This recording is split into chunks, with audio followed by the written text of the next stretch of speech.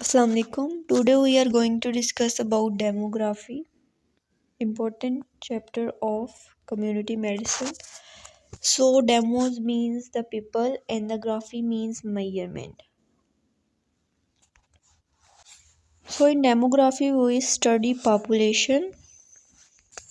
Demography में हम जो है वो साइंटिफिक स्टडी करते हैं पॉपुलेशन की और इसको हम जो है अंडर 3 ऑब्जर्वेबल फिनोमिना में डिस्कस करती है। ठीक है कि पॉपुलेशन का साइज़ कितना चेंज हुआ है। ठीक है, ग्रोथ ज़्यादा हुई है या डिक्लाइन हुई है। ठीक है, देन हम कंपोजिशन ऑफ पॉपुलेशन देखते हैं कि इसमें जो है बर्थ रेट ज़्यादा है या डेथ रेट ज़्यादा है या फिर यंग पॉपुलेशन ज़्यादा है। देन डिस्ट्रीब्यूशन ऑफ पॉपुलेशन देखते हैं कि डिस्ट्रीब्यूशन क्या है पॉपुलेशन की in rural areas, urban areas. ठीक है, in developed countries, in underdeveloped countries. So what is the proper definition of demography? It is the scientific study of human population in terms of fertility. ठीक है, fertility इसमें देखते हैं हम, mortality देखते हैं, marriages देखते हैं, migration देखते हैं। इसके अलावा एक फिफ्थ फैक्टर भी होता है सोशल मोबिलिटी, कितनी जो है वो सोशल मोबिलिटी है। ठीक है, माइग्रेशन में ही आ जाता है लेकिन इसको आप अलहदा लिख लेंगे social mobility. So scientific study of human population in terms of fertility, mortality, marriages, migration and social mobility. So what is census? Census को हम उर्दू में मर्दमशुमारी भी कहते हैं। So it is the procedure of systematically acquiring and recording information about the members of a given population. एक population में जितने भी मेंबर्स होते हैं हम उसकी जो है वो इंफॉर्मेशन रिकॉर्ड करते हैं। ठीक है, इसकी जो है वो 2 टाइप्स होती हैं। सो 2 टाइप्स ऑफ सेंसस कौन सी होती हैं? De facto and de jure. De facto क्या होता है? A person is counted at the place he और she is found at the time of counting. मतलब जब मर्दमशुमारी हो रही होती है तो जहाँ पे वो बंदा पाया जाता है ना उसको वहीं पे काउंट कर लेते हैं। लेकिन एक होता है डी जोर, देन वहाँ पर्सन को हम उसकी जो है प्लेस ऑफ रेजिडेंस पे ही काउंट करते हैं। एक घर में जाते हैं, घर घर जाते हैं, उनसे पूछते हैं कि कितने अफराद हैं घर के। ठीक है, वो उसको फिर काउंट कर लेते हैं। लेकिन डी फैक्टो में क्या होता है कि जहाँ पे उनको कोई भी पर्सन नज़र आएगा ना उसको उसी प्लेस पे जो है वो काउंट कर लेंगे। सो पॉपुलेशन ग्रोथ कैसे होती है? एक अरिथमेटिक मेथड से होती है, एक ज्योमेट्रिक मेथड से होती है और एक एक्सपोनेंशियल मेथड से होती है। अरिथमेटिक मेथड से क्या मतलब है कि 1 से 2 हो गया, 2 से 3, ठीक है, 1 2 3 4 इस फॉर्म में होगी ग्रोथ। ज्योमेट्रिक मेथड क्या है कि 2 हुए, 2 से 4 हो गए, ठीक है, 4 से 16 हो गया, 16 से 64 हो गया। ठीक है, ये ज्योमेट्रिक मेथड होता है। अब इसमें जो है इम्पोर्टेंट कंसेप्ट जो है वो माल्थस थ्योरी का है। माल्थस थ्योरी क्या कहती है कि because of the natural human urge to reproduce, ठीक है, पॉपुलेशन जो है वो इंक्रीज़ करती है ज्योमेट्रिकली। ठीक है, मतलब 1 से 2 होगी, 2 से 4 होगी, 4 से 16, 16 से 32 होगी। इसी तरह पॉपुलेशन जो है वो ज्योमेट्रिकली इंक्रीज़ करती रहती है। ठीक है, लेकिन जो हमारे पास फूड सप्लाई होती है वो इंक्रीज़ करती है अरिथमेटिकली, मतलब 1 2 3 4 5 6। ठीक है, अब देखिए जो फूड सप्लाई है वो उस हिसाब से इंक्रीज़ नहीं कर रही जिस हिसाब से जो है पॉपुलेशन इंक्रीज़ कर रही है। तो फिर माल्थस थ्योरी ने क्या कहा कि जो फूड है वो एसेंशियल कंपोनेंट है ह्यूमन लाइफ का। ठीक है, लेकिन अगर पॉपुलेशन इसी तरह इंक्रीज़ करती रहे, मतलब ज्योमेट्रिकली ही इंक्रीज़ करती रहे और फूड हमारी अरिथमेटिकली इंक्रीज़ करते रहे, तो इवेंचुअली क्या होगा? स्टारवेशन ही होगी ना, क्योंकि जो फूड है वो पॉपुलेशन ज़्यादा है, फूड कम है। रिज़ल्ट क्या होगा फिर? इसका रिज़ल्ट ये होगा कि जितनी पॉपुलेशन ज़्यादा है वो क्या करेगी? वो मोर फूड प्रोडक्शन करेगी। ठीक है, मोर फूड प्रोडक्शन की वजह से क्या होगा?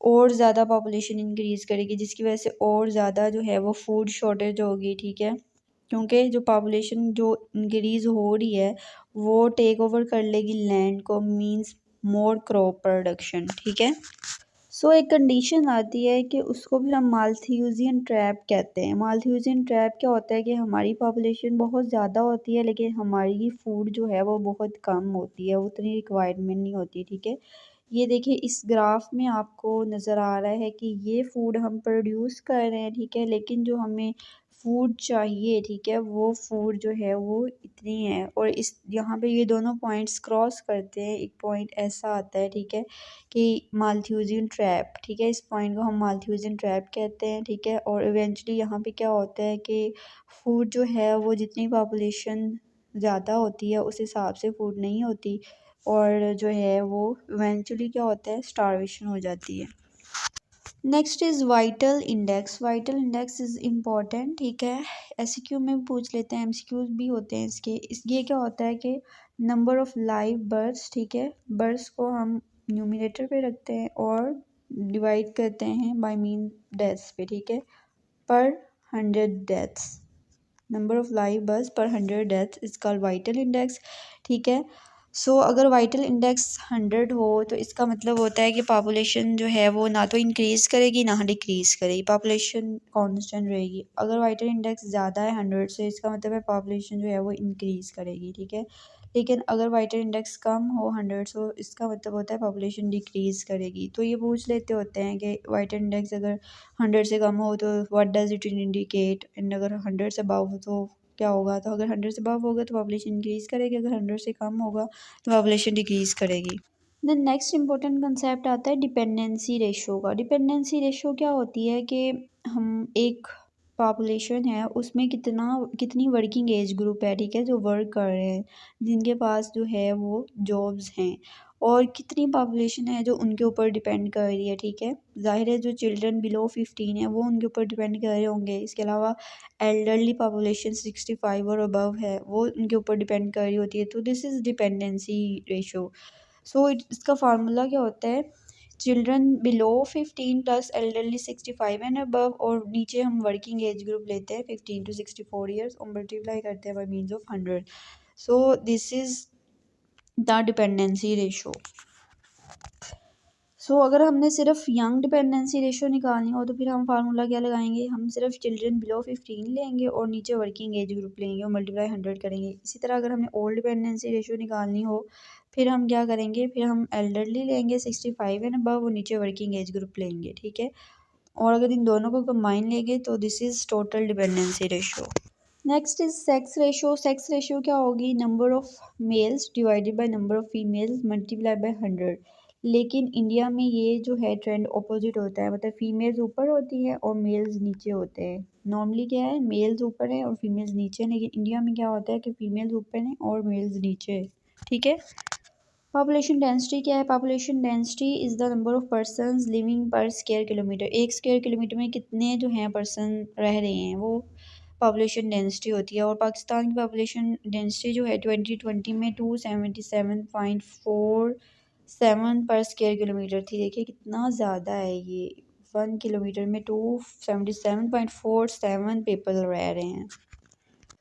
एक कंसेप्ट होता है हमारे पास पॉपुलेशन मोमेंटम का, ठीक है। पॉपुलेशन मोमेंटम क्या होता है कि पॉपुलेशन जो है वो इंक्रीज़ जो है अपने मोमेंटम में रहेगी। अगर इंक्रीज़ कर रही है ना तो इंक्रीज़, जैसे कि अब पाकिस्तान में पॉपुलेशन जो है वो मोमेंटम है, तो इसका क्या मतलब होता है कि अगर जो है वो पॉपुलेशन इंक्रीज़ कर रही है ना, लेकिन वहाँ पे रिप्लेसमेंट लेवल फर्टिलिटी हो। रिप्लेसमेंट लेवल फर्टिलिटी क्या होता है कि जो है ना 2 बर्ड्स ही हों, एक कपल है ना तो उसकी जो जो 2 चिल्ड्रन हों उनके पास, ताकि वो उनको रिप्लेस कर सकें जब वो डेड हो जाएं, ठीक है।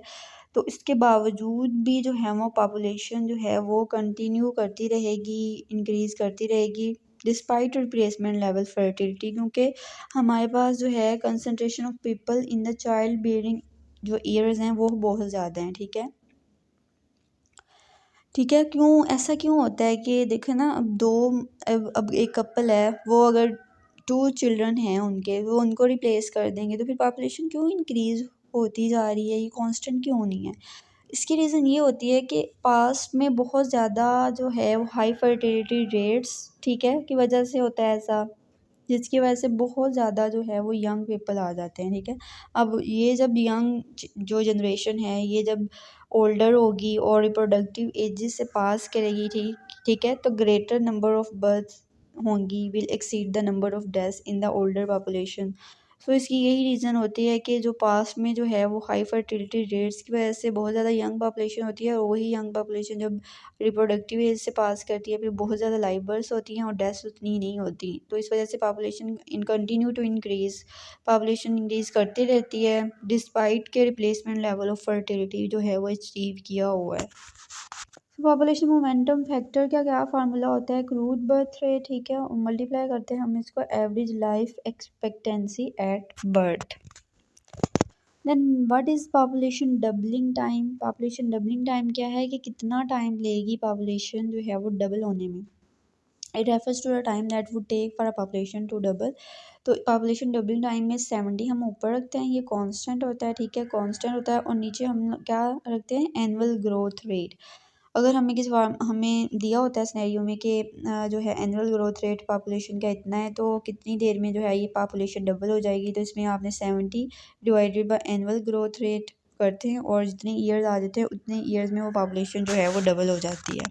So these are the important formulas, ठीक है। ये डबलिंग टाइम का फार्मूला है 70 divided by percentage growth rate. Population density का क्या फार्मूला हमने ऊपर जो पढ़ा है कि परसेंट नंबर ऑफ इंडिविजुअल्स हम ऊपर रखते हैं और एरिया सैंपल नीचे, ठीक है, और percentage growth rate. This is very very very important. Scenario बहुत आते हैं कि इतनी माइग्रेशन हुई है, इतनी इन माइग्रेशन हुई है, इतनी आउट माइग्रेशन हुई है, नंबर ऑफ बर्ड्स इतनी हुई है, नंबर ऑफ डेथ्स इतनी हुई हैं, तो परसेंटेज ग्रोथ रेट क्या होगी? तो इसका फार्मूला ये होता है कि बर्ड्स को हम माइनस करते हैं डेथ से, ठीक है, और प्लस करते हैं इन माइग्रेशन माइनस आउट माइग्रेशन, और नीचे जो पॉपुलेशन साइज लेते हैं और मल्टीप्लाई करते हैं 100 से। बाकी हम नेक्स्ट वीडियो में देखते हैं नेक्स्ट पार्ट।